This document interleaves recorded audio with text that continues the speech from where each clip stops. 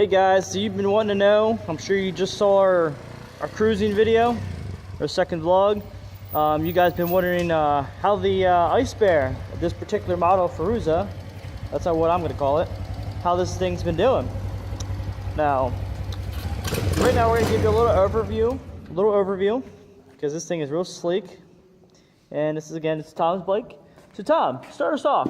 Just a nice overview, the things you had to do to it, and just kind of to get it to where it's a good, solid bike. And then maybe some of your own personal preferences of like some mods. Well, of course, as you guys know before, the video that we made of both of these bikes, as far as going over tightening everything, all your engine mount bolts, even as far as tightening your axle nuts, everything. After you do all that stuff, if you want more power out of it, or you want more top speed, I mean, there's simple things you can do. Like both of these bikes here have the same exact thing done for the most part. They both had the sprocket swap. I did just the front sprocket. I did I think it was what, from a 15 to a 17 tooth? Yeah, stock, okay. The Iceabears, well at least this model here, comes with a 15 tooth. The Hellcat's actually a 14 tooth stock. Yeah, but it wasn't that much difference. You couldn't really tell that much. Right. From the 14 to the 15, but we both jumped from a 14 and a 15 tooth to a 17, which definitely made a big difference as far as top speed goes. And it's actually, believe it or not, more comfortable to ride. Very comfortable.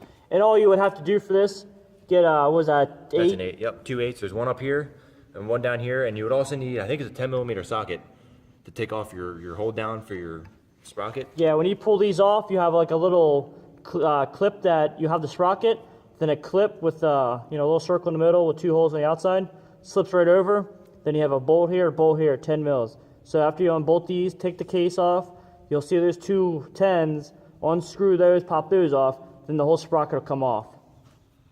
Obviously, what you want to do then is probably loosen up your axle nut. We'll be right here. You take these off, loosen this up, so slide the chain up so you can pull the sprocket off, put the bigger one on. Yeah, and you won't have to change, you won't have to do anything as far as chain length goes. You won't have to like make it longer, you won't have to make it shorter. There's actually enough slack in the actual adjuster here for it to compensate for it, so it all works out. It's actually a pretty easy swap to do. Yeah, you can. We noticed that a 17 is the max you're going to go with these bikes for the front. It's really scarcely close to your crankcase. Yeah, so it is the max. If we're going to put it that way, don't go any bigger. Yeah. And because most likely it's not going to work. It's not going to fit. At the back here, you can go with the 31. I think we saw a 28, but I looked on. I've seen a couple websites where you can get one. I think to as low as 28 for it. Yeah. So as for now, there's really no need to swap out the back. I would recommend it if maybe once you start doing more mods, like getting another pipe. Maybe if you're doing a little bit of engine work to it. Yeah. Then you might want to put that on there because you'll have the torque to kind of compensate for your. Right. You know what I mean? Bigger, higher, taller gear ratios you're going to get from it. But overall, how's it run?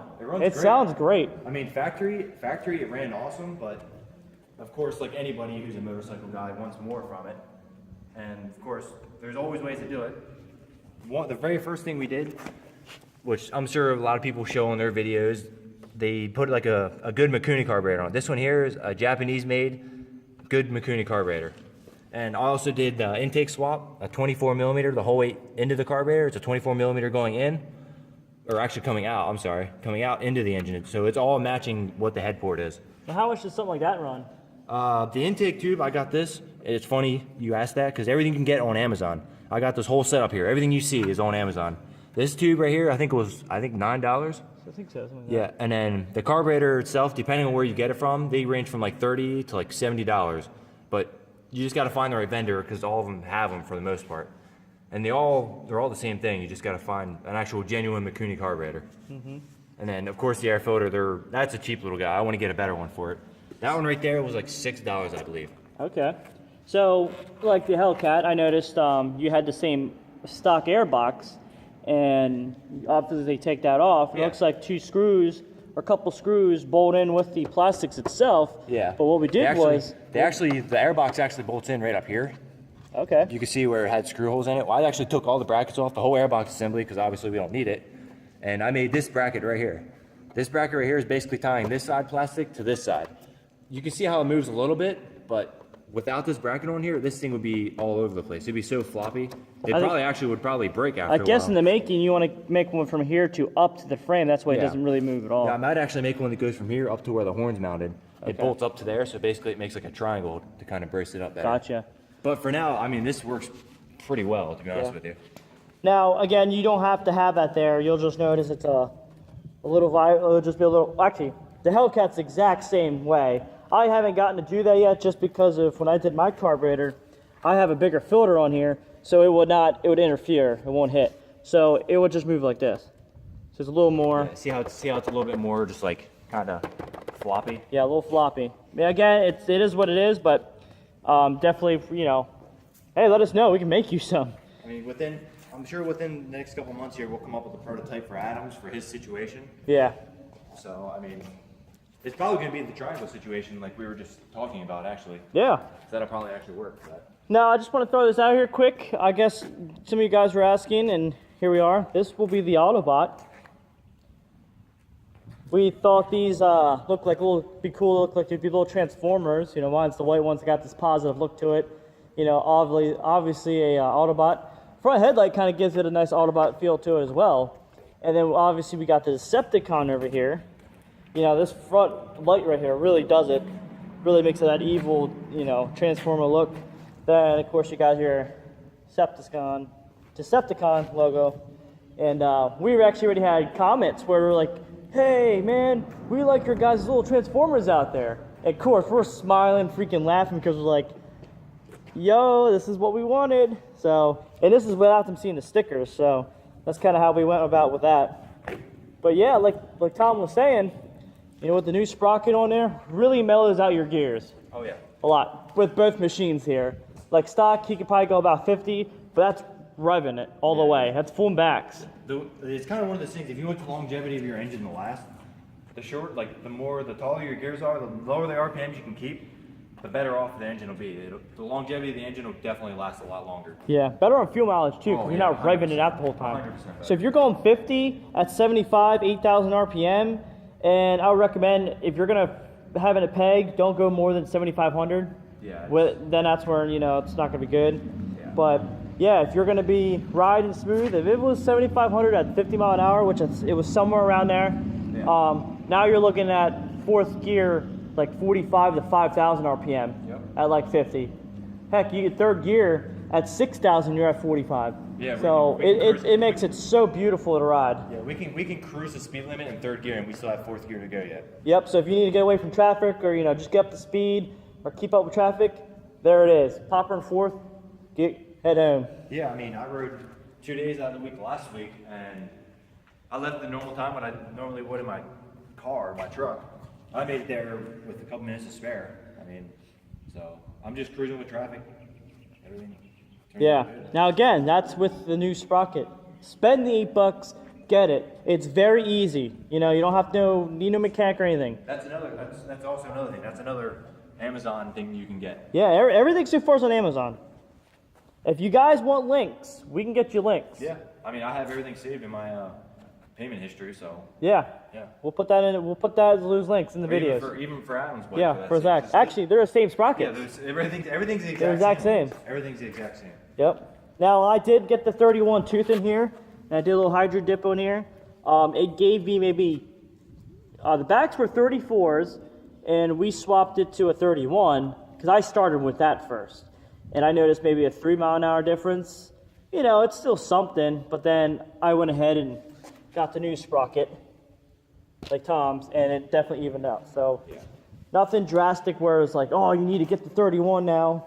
Now, if you would get the 28, yeah, there'd probably be maybe a good bit difference. Yeah. But at that rate, you would want to do some actual more power to it and then go from there, which we do it, we'll let you know. But that right there, change the front sprocket, you're golden.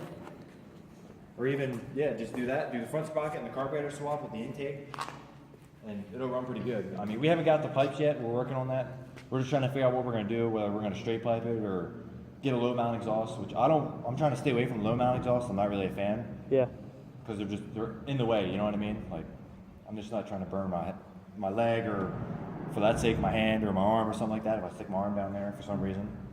For some reason. Yeah, for some reason, if I would happen to stick my arm down there, I'll burn my arm up. But yeah, guys, as a fellow Iceabear rider, would you recommend it? Oh, 100%. 100%. Just like we said before, take your necessary precautions and go over and tighten everything. Just make sure everything's tight before you ride it, because if it starts coming loose while you're riding it, it's not going to end well. Exactly. Now, to conclude this video, obviously leave your comments or anything else you guys want to do. I did say it in our last vlog here, but when you buy, now I'm talking for people in PA. When you buy these bikes, wherever you get them from, I got mine from 360 Power Sports. It came with my certificate of origin right away. They already was taking care of me. Orion Power Sports, great guys, but they don't necessarily give you that certificate right away. So if you're in PA, whatever site you go from, email them, call them, but make sure when it's going to get shipped, or even if they already ship it, just ask them, hey, can you mail me a certificate of origin? I need it for registration and getting, everything on the go. They'll be like, okay, they'll send you one. Now, when you get that, go to Harrisburg. Now, you may be several hours from there. I don't know. But, we were lucky enough we're only about an hour away. But if you guys, without any trouble, don't go to your local notary. Go to PennDOT Harrisburg, the DMV. Unless there's one closer to you, but I'm pretty sure you have to go to Harrisburg PennDOT. So go there. It's on Front Street. Or I think it's called Waterfront Street. But look it up, Google it. Once you get that, get insurance. Now insurance, go to Geico or Progressive. They really are good for motorcycles. Yep. And the cheapest. So I would, whoever you're going to, and they may not find your bikes. Like they were like, oh, we don't see this, the VIN number seems invalid. Yeah, they could still insure it, get it insured. Once you get the papers, whatever that's insured, get your certificate of origin and your bill of sale, or you just tell them how much you paid for it. You go up to Harrisburg PennDOT, grab your number or whatever. They're nice guys there, people. Yeah. They'll take you in. It's cheaper down there. No hassle at all. So do not go to your local notary.